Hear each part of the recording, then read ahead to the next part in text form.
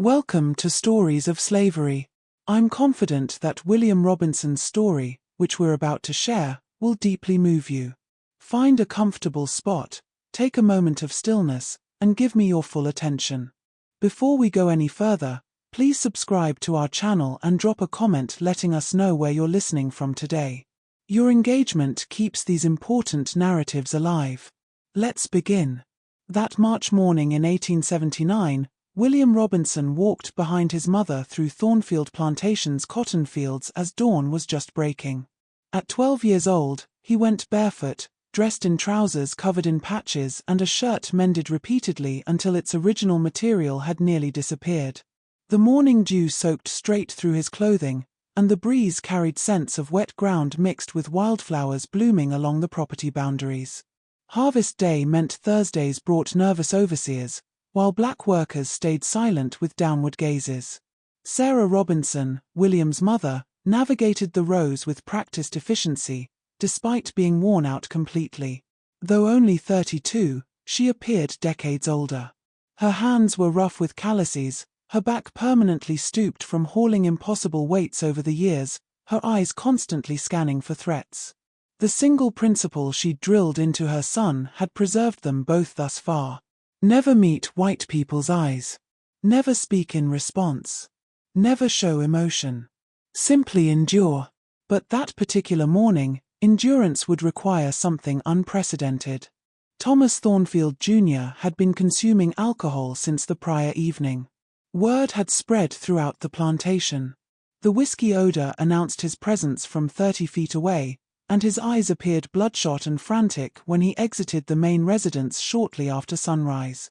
At 23, his natural meanness intensified when sober and became unbearable when intoxicated.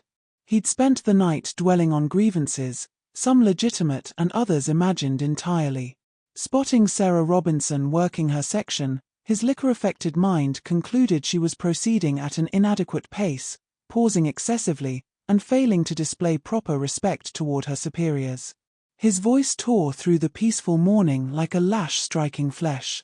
Words hurled at Sarah caused fellow workers to dissolve into the cotton rows like apparitions.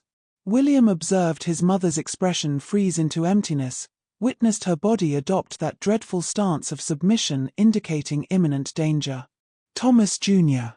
grabbed Sarah's arm, spinning her roughly and sending cotton from her basket flying everywhere. His fingers pressed into her jaw, forcing her head up, and the verbal abuse pouring from him made William's stomach knot with terror beyond anything experienced before. The other laborers had vanished entirely. That was the established protocol. You made yourself invisible when white people turned violent because witnessing meant potential testimony, and testimony meant certain death. But William couldn't fade away. His legs moved independently of conscious thought, and words he'd suppressed for 12 years burst forth. He demanded Thomas Jr. release his mother, and the white man's astonished expression might have seemed comic under less lethal circumstances. Sarah attempted intervention, positioning herself between her child and Thomas Jr. Begging and apologizing, attempting to diffuse matters through the practiced submission that had preserved her life until now. But Thomas Jr. forcefully pushed her aside, and Sarah collapsed backward with a pained cry that broke something essential inside William's chest. He rushed forward thoughtlessly, without strategy, his slight body colliding with Thomas Jr., using whatever force his undernourished physique could produce. It proved insufficient. William was undersized for his age, weakened by insufficient nutrition and strenuous work, but Thomas Jr. was intoxicated, unbalanced, and caught off guard. He stumbled backward, arms flailing, boot heel catching on a partially buried rock. The descent appeared drawn out, the white man's form tilting, then dropping, his skull meeting stone with a noise resembling fruit striking wood. Wet, conclusive, and unchangeable. 4-3 heartbeats, existence paused completely.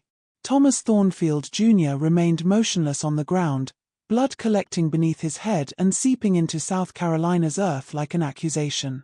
Then Sarah grasped William's shoulders, her urgent whisper commanding him to flee immediately, to keep running without stopping or glancing back, never to return. William tried protesting, tried claiming it was unintentional, tried expressing he couldn't abandon her. But Sarah wept while pushing him toward the tree line, insisting they would execute him, that legal systems ignored accident claims when a black child touched a white man, that his sole hope lay in vanishing completely. She screamed then, prolonged and anguished, a sound that would reverberate in William's consciousness for years afterward.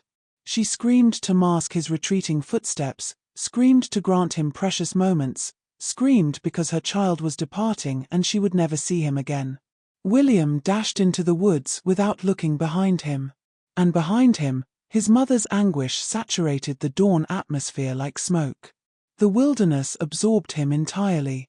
He had visited the forest before, but never penetrated deeply. Never ventured past the secure boundaries where plantation youngsters occasionally played. Now the woods represented his sole sanctuary, and he sprinted until his chest burned and his legs failed, collapsing against a massive oak, retching bile onto the moss. When the heaving stopped, he pressed his forehead against rough bark and wept with an intensity he'd never experienced. Tremendous sobs racked his body, leaving him hollow and trembling. Thomas Jr.'s visage appeared repeatedly in his thoughts. The instant of shock. The noise of cranium contacting stone. The blood. Words echoed like a broken chant. I ended a life. I ended a white man's life. I ended someone. The accidental nature made no difference. The protective motivation for his mother made no difference. In 1879 South Carolina, a black child whose actions caused a white man's death faced merely one consequence. That consequence involved rope and a tree and an approving gathering. As night fell that initial evening, William squeezed into the hollow at the oak's base, covering himself with dry leaves for insulation. It proved insufficient. The March evening brought cold, and he shook violently, teeth clattering, body curled tightly. Rest arrived in fragments broken by terror and chill. Every noise startled him awake. Were those footsteps, canines, a hunting party bearing torches and weapons, but nobody approached. The wilderness maintained its silence, and William Robinson endured his initial night as a runaway, trembling in darkness, murmuring supplications to a deity he doubted still listened. By the third day, hunger had become a relentless presence, clawing at his stomach, making thoughts hazy and sluggish. He had located water, a clean creek roughly a mile from his oak shelter. But water alone proved insufficient. His body was consuming itself, and desperation pushed him to recall lessons his Uncle Moses had demonstrated years earlier regarding fishing. William's preliminary attempts at constructing fish traps failed miserably.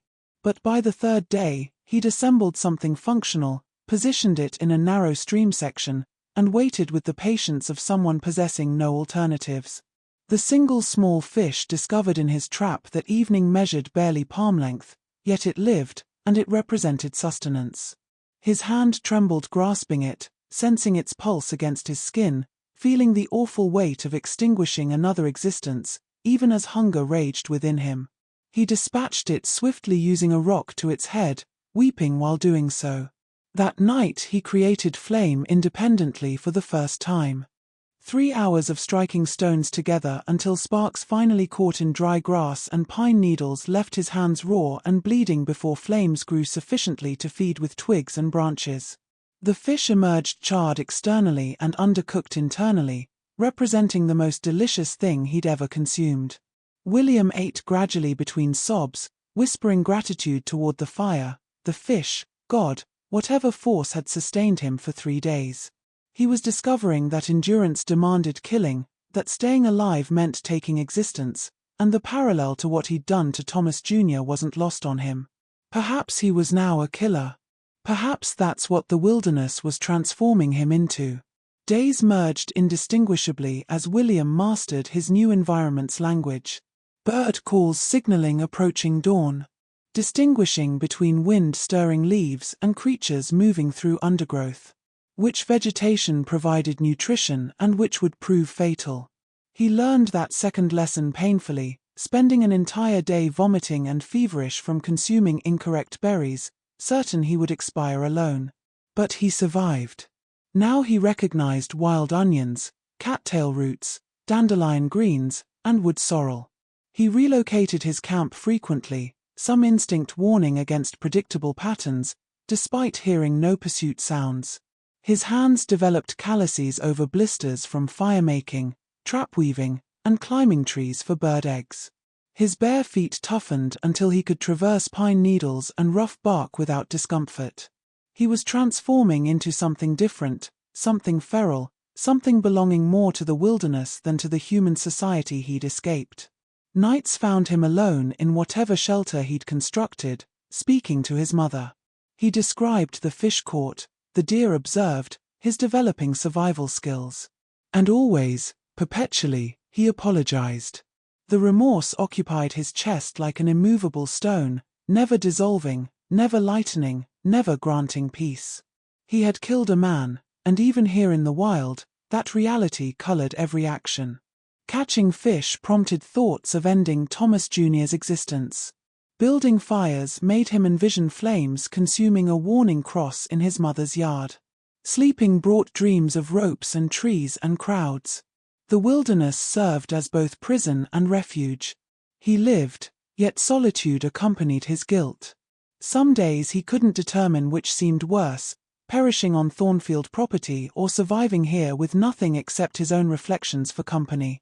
Around day 40, William noticed tracks near his camp. Large paw prints, too substantial for any canine, unmistakably wolf. This realization sent ice through his veins because wolves signified danger. Wolves hunted collectively. Wolves could kill a child alone in the forest. For 3 days, he observed only tracks. Then on the 4th day, he spotted the wolf itself drinking from the stream roughly 30 yards away. A huge grey creature, lean and formidable, with yellow eyes capturing morning light. William froze, every muscle locked, remembering that running triggered chase instinct. The wolf raised its head, water dripping from its muzzle, and those yellow eyes located William and lingered. For an extended moment they regarded each other, boy and beast, predator and prey, or perhaps both predators, both killers attempting survival. Then the wolf turned and dissolved back into the forest, and William's legs gave way. He collapsed onto the stream bank, heart pounding so intensely he could hear it in his ears. The wolf didn't return immediately, but a week later, William was gutting a rabbit when he sensed watching eyes. He rotated slowly to discover the wolf positioned at camp's edge, perhaps 20 feet distant, simply observing. William's hands remained bloody from the rabbit, and the wolf's nostrils flared at fresh kill scent. In that moment, William grasped something fundamental. The wolf was also a killer. Killing to eat, killing to survive, identical to him. He severed a rabbit portion and tossed it toward the wolf. The animal flinched but didn't flee, approaching the meat cautiously before seizing it and retreating to the tree line. Those yellow eyes remained fixed on William throughout. William found himself addressing the creature, suggesting they were now equivalent. Both killers inhabiting the wilderness, both performing necessary actions to remain alive. The wolf's ears twitched at his voice, yet it didn't escape. And when it eventually vanished into shadows, William sensed something shifting within him. The wolf hadn't attacked. The wolf had accepted what was offered and departed peacefully. Over subsequent weeks, the wolf became a consistent presence. William started calling him Shadow because that's exactly what he was. A shadow at firelight's edge, a shadow in the forest, a shadow of violence reflecting William's own. Shadow would materialize at dusk to accept whatever food William offered and rest beyond the fire circle while William talked. William shared everything with Shadow about his mother, that dreadful morning, the never-diminishing guilt, the fear that someday someone would locate him and drag him back to face justice that wasn't justice whatsoever. Shadow never responded, yet those yellow eyes watched, and somehow that proved sufficient. On day 103, William awoke to discover Shadow sleeping at his lean-to's entrance. Not inside, yet sufficiently close to share warmth during a cold night. William gazed at the sleeping wolf, observing its ribcage rising and falling, its twitching paws during dreams, and considered that perhaps killing didn't make you evil if performed solely for survival. This marked the first moment since Thomas Jr.'s death that William experienced something resembling forgiveness. Not complete absolution, yet a fracture in the guilt barrier he'd constructed around himself. By midsummer, William had constructed improved shelter featuring 4 walls of woven branches packed with mud and moss, a thatched roof, a proper fire pit with smoke hole.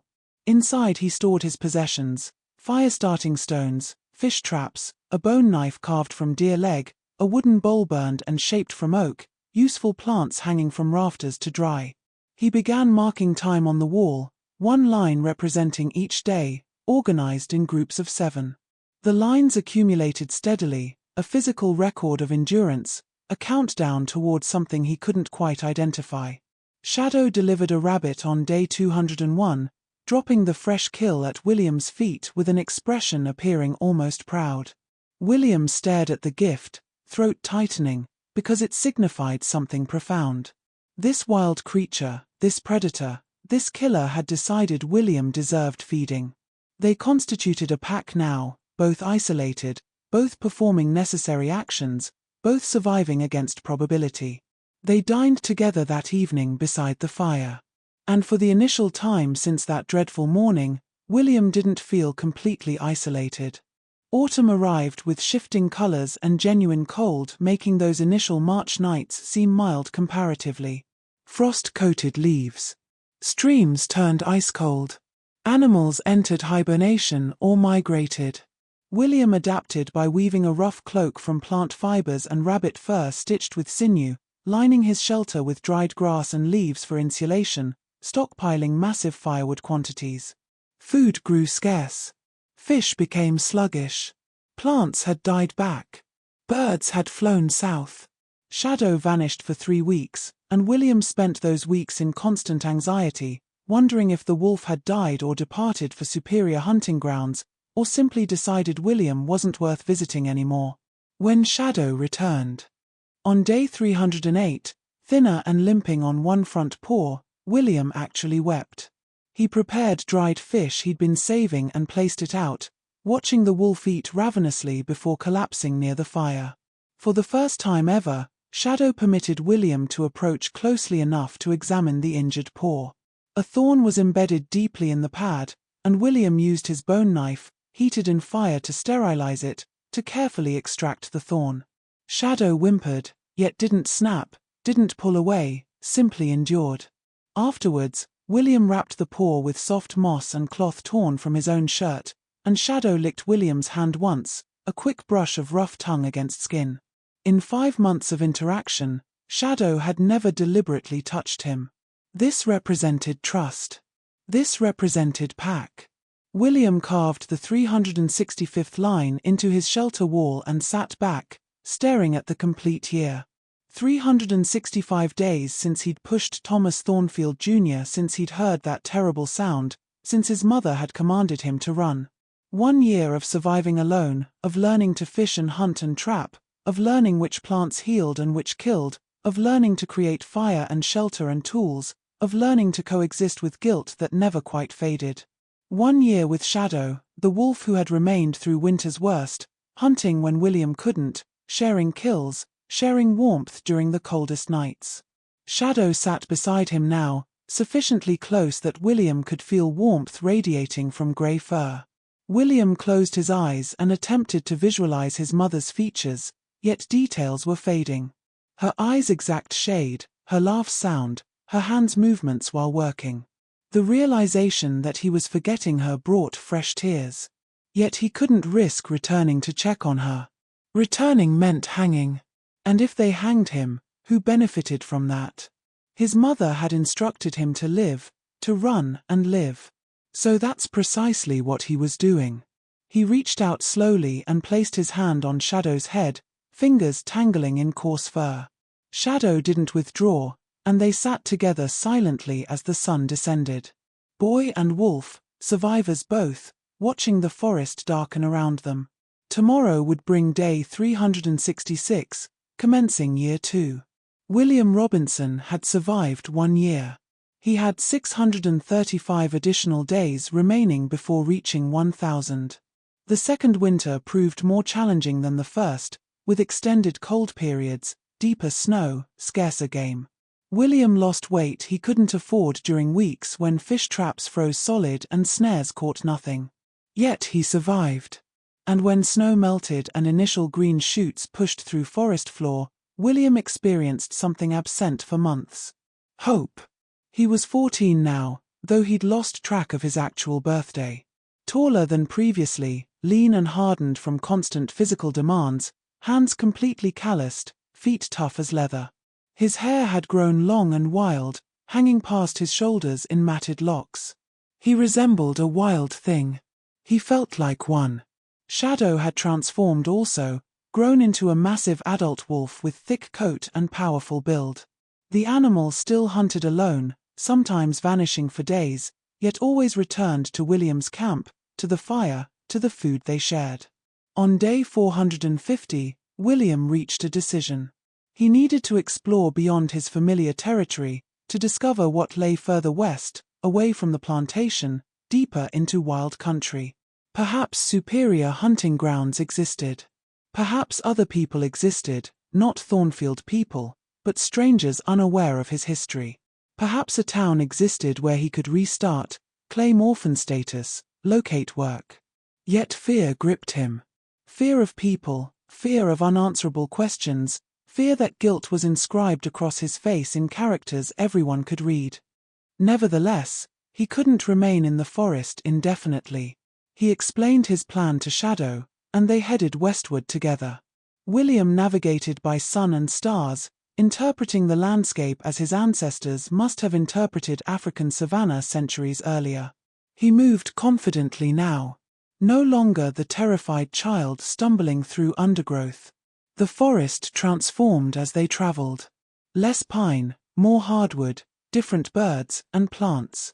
On the fourth day they discovered a genuine river, wide and swift and deep. William stood on the bank, staring at water representing a boundary. This exceeded anything he'd ever ventured from his shelter. New territory, unknown and potentially dangerous.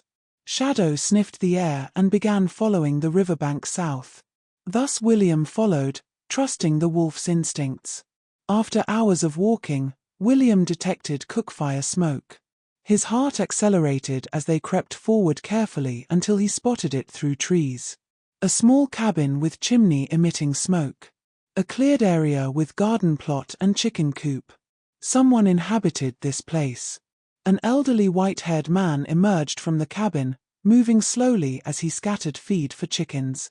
He appeared harmless, appeared kind, yet William's initial instinct urged running, retreating back into the forest, never approaching human habitation again.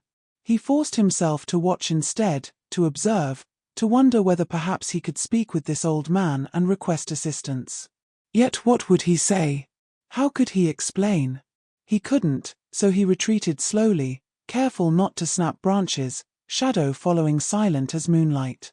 They established camp a mile upriver, and William lay awake contemplating that cabin, human civilization, everything abandoned, and everything he was becoming. On day 520, William discovered a cave that transformed everything. Not a small cave, but a deep one, cool and dry, with multiple chambers extending back into hillside. It was perfect. Superior to his shelter. Safer, warmer in winter and cooler in summer, protected from wind and rain, sufficiently spacious to stand in with natural chimney effect drawing smoke from fire through cracks in rock above. Shadow padded in cautiously, sniffing every corner, then settled in the main chamber and regarded William as if to say this would suffice. Over the following month, William relocated his camp completely. He transported everything from old shelter to the cave, constructed a proper fire pit using river stones, created sleeping platforms from wood and moss, even diverted a small spring so fresh water trickled into a natural basin inside the cave mouth. It felt like constructing a home, not merely surviving, but genuinely living. Shadow claimed one of the back chambers as a den, dragging in grass and leaves to create a bed. Still wild and independent, yet treating the cave as a base. On day 543, William carved a new calendar on the cave wall. All 543 lines painstakingly reproduced. Then he added drawings using charred wood from the fire. His mother's face attempting to capture her features before they faded completely from memory. Shadow, fish, deer, forest. And one additional element, a gravestone bearing initials TTJ. William whispered to the drawing that he was sorry, that Thomas Jr. had been a bad person, yet hadn't deserved death. That it was accidental, that he was merely protecting his mama. This marked his first genuine acknowledgement not merely of guilt, but of authentic regret. Thomas Thornfield Jr. had been cruel and intoxicated and violent. Yet he'd also been someone's son, someone's brother, a human being whose life William had terminated. The weight crushed down on William's shoulders, and he sobbed, deep, wrenching cries echoing through the cave. Shadow pressed against him, solid and warm, offering the only comfort the wolf knew how to provide. William gazed at the calendar on the wall through his tears. 543 days, nearly a year and a half. He asked the empty cave how much longer he must remain out here before he'd compensated for his actions. How much longer before he could return home? No answer came, yet he knew anyway. He'd selected 1,000 days when initially starting his count. Some arbitrary number feeling like sufficient penance, sufficient time for the world to forget, sufficient distance from that dreadful morning. He still had 457 days remaining. As spring transitioned to summer in his second year, William's survival abilities had evolved beyond mere subsistence into something approaching mastery. He could interpret weather from clouds, predict animal movements through subtle signs, locate water where ground appeared dry, identify hundreds of plants by sight and smell and taste. His traps captured fish and rabbits with reliable efficiency. His fire starting had become so quick and effortless he barely considered it. He could track prey through forest that would have seemed impenetrable a year earlier. Shadow had transformed from pet into partner, a fellow hunter coordinating with William in ways appearing almost supernatural. When William checked his fish traps, Shadow would hunt banks for water birds. When William set snares in underbrush, Shadow would drive small game toward them. They had developed a language of glances and gestures, a vocabulary of survival transcending species. William no longer felt isolated in the forest. He felt belonging here, as if this wild place had embraced him and incorporated him into its rhythms. Yet acceptance by the forest didn't erase his longing for human connection. Late at night, when fire burned low and Shadow dozed in the back chamber, William would lie on his sleeping platform and contemplate his mother. Was she still alive? Had the Thornfield family exacted revenge on her for William's actions? Did she think of him, wonder whether he lived or had died? These questions haunted him, and with each passing day, the urge to discover answers grew stronger. By day 700, William had reached another decision. When he reached 1,000 days, when his self-imposed penance was complete, he would depart the forest. He would return, not to the plantation, but to surrounding areas, and he would search for his mother. This was dangerous, potentially suicidal. Yet the alternative meant remaining in the forest forever, never knowing, never seeing her face again, never having opportunity to tell her he was sorry and loved her and had survived. The third winter arrived, and William was prepared this time. He had stockpiled more food than necessary. Dried fish, smoked meat, rendered fat, baskets of nuts and roots stored in the cool back cave chambers. He possessed thick furs from deer and rabbits, a proper winter cloak keeping him warm even on coldest nights. He and Shadow weathered snow and ice together, comfortable in their cave, well-fed and safe. Spring of his third year brought restlessness William couldn't shake. He was 15 now, approaching 16, no longer a child, yet not quite a man either. Something intermediate, something the forest had molded into its own image. He began ranging farther from the cave during explorations, always with Shadow alongside, mapping wilderness in his mind and learning its secrets. He discovered abandoned homesteads nature was reclaiming, stone foundations where cabins had once stood, rusted tools half buried in leaves. Each discovery reminded him he wasn't the first person attempting survival out here, and he wondered about those others. Had they succeeded, failed, returned to civilization, or perished in the wilderness? He found other caves, other rivers, other territories. He found locations where wolves had previously denned. Shadow wasn't alone in these woods. He found bear tracks and panther scat, locations where wild boars had rooted through ground. The forest teemed with life, with danger, with beauty stealing his breath. On clear nights, he would climb to high rocks and gaze at stars, feeling simultaneously tiny and enormous, insignificant and eternal. On day 892, William carved another drawing on the cave wall. Not his mother or Shadow this time, but himself. He depicted the boy he'd been, small, frightened, fleeing into the forest with only the clothes he wore. And adjacent to it, he depicted the person he'd become, taller, stronger, wilder, with long hair and tattered garments and eyes witnessing too much. The contrast was stark, nearly shocking. The forest had transformed him, and he didn't know whether that transformation was blessing or curse. Grey now appeared in Shadow's muzzle. The wolf was aging, moving somewhat slower, sleeping more. The realization that Shadow wouldn't live forever struck William hard.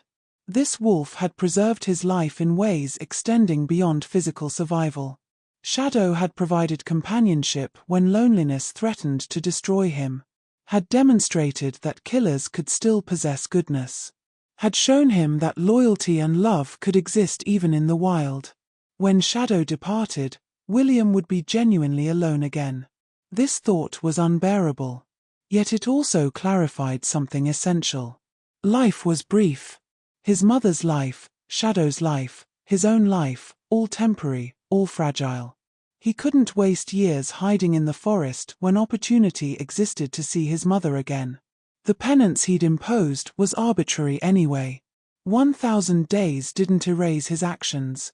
No amount of time could restore Thomas Jr. or make the killing acceptable.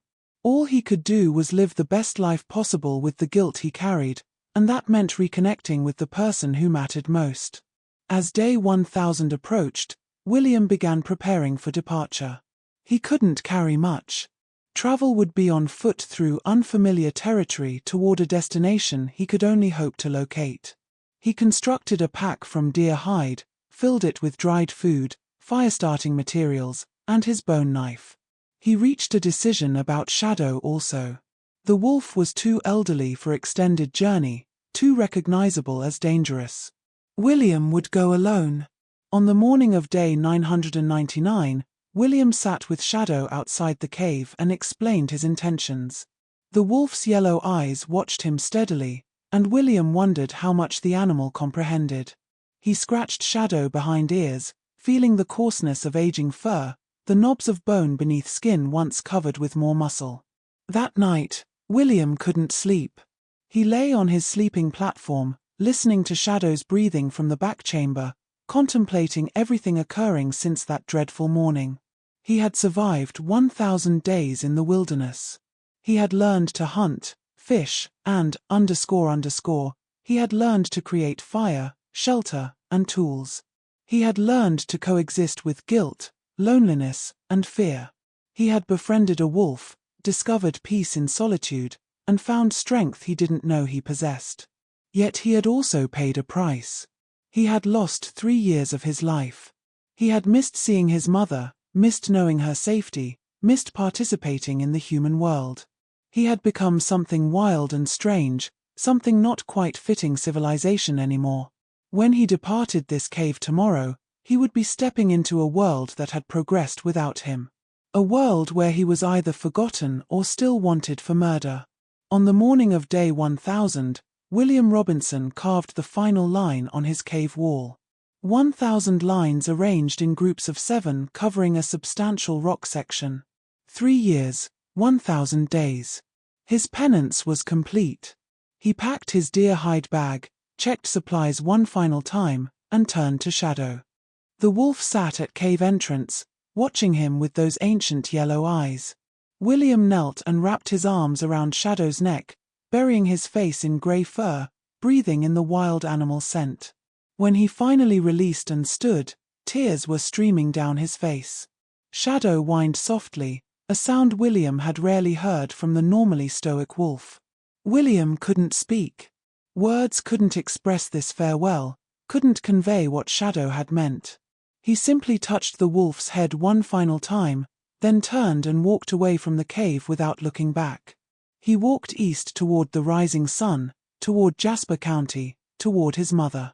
Behind him from the cave entrance, Shadow howled, a long mournful sound echoing through the forest and piercing straight through William's heart.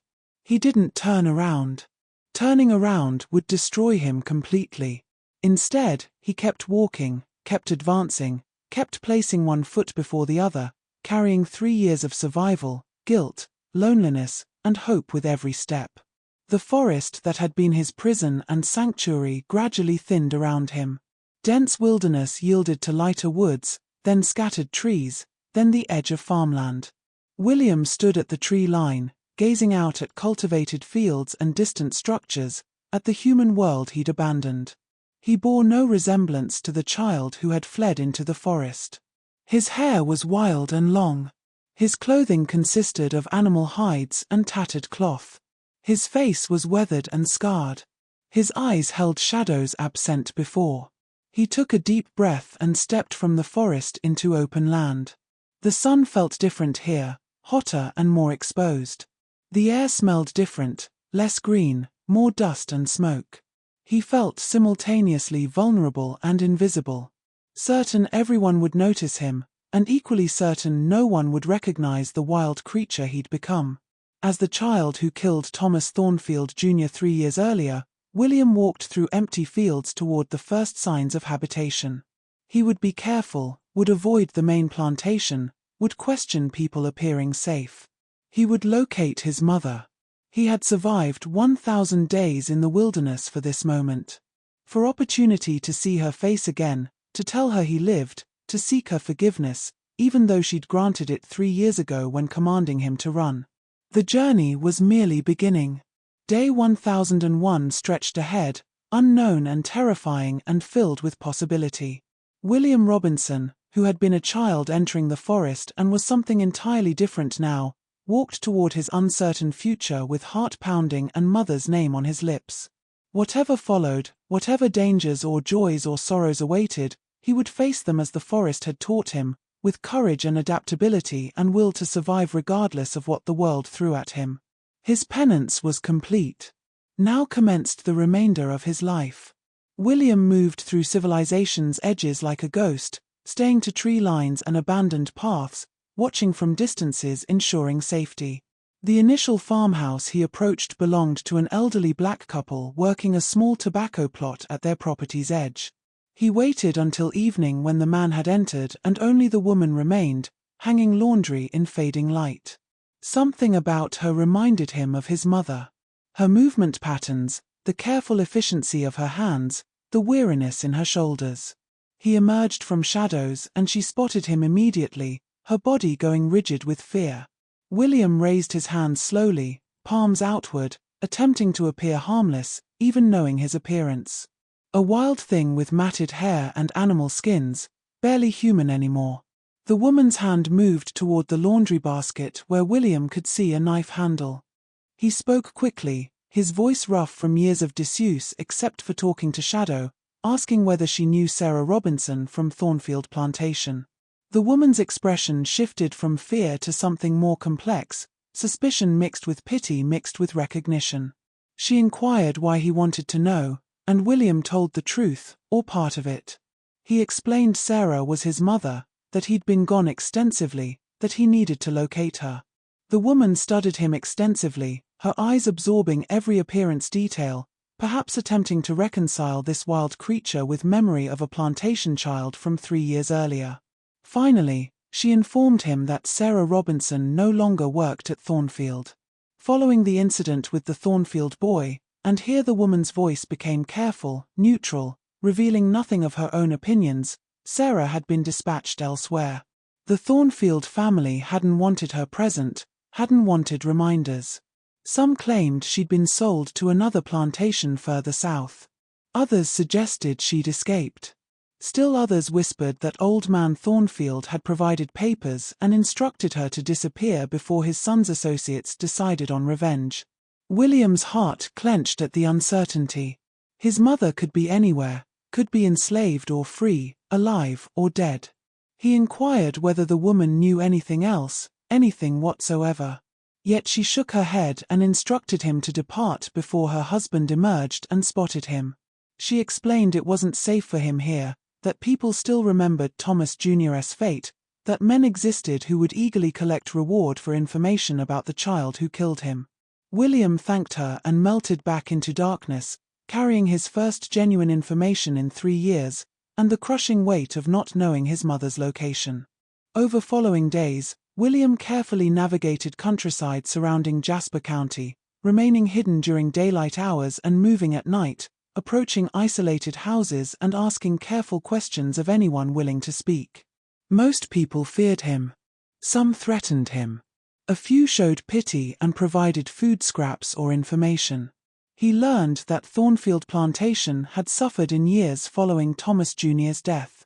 Crops had failed. Workers had fled. Creditors had arrived. Old Man Thornfield had died the previous winter, and the plantation was being divided and sold.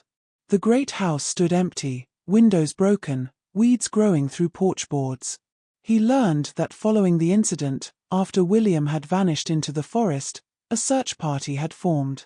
They'd hunted him with dogs and guns for 3 days before abandoning pursuit, concluding he'd either died in wilderness or traveled sufficiently far to make pursuit worthless.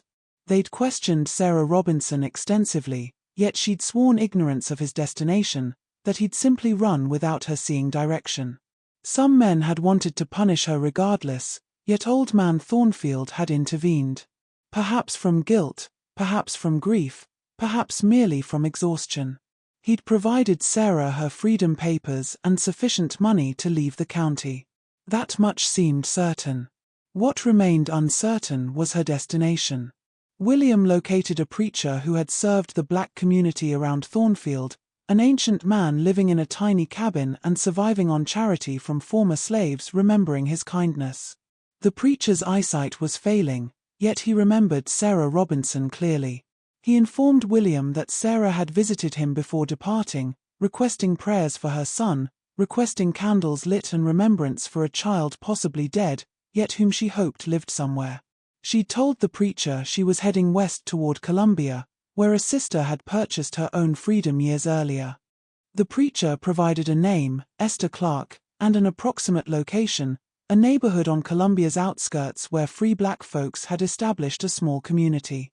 This represented William's best lead. He accepted it gratefully, leaving the preacher his remaining dried meat as payment for information.